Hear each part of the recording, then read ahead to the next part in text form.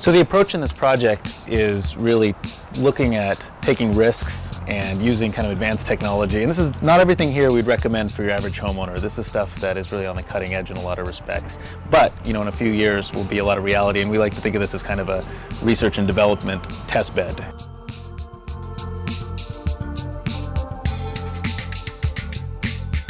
So here on the top of the roof, this is kind of the working end of the building as far as we're concerned. And we got a great view of, first of all, the wind turbine, which when that thing gets going, you feel like you can get a haircut from it up here. This turbine will actually put out, we figure, about 1/3 to 1/2 of the energy for the entire house. And we're actually in pretty much a prevailing wind off the ocean here, and it captures and converts it right to AC energy, just like you'd have in the house, to actually feed energy into the grid during the day. And it's what's called net metered. We're literally turning the meter backwards.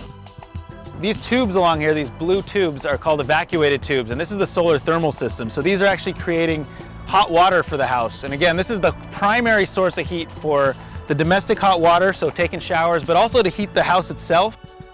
And they're extremely efficient. And essentially what happens is there's no actual water running through these tubes.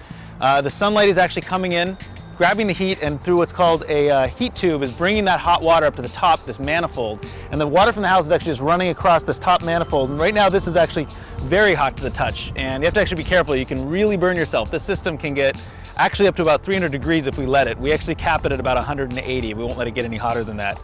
What's interesting is that in this area, we'll actually find in like a clear December day, it might be 40 degrees out, we're still going to be putting out 130 or 140 degree water out of this system. So it works off of radiant energy, actually the sunlight, not temperature.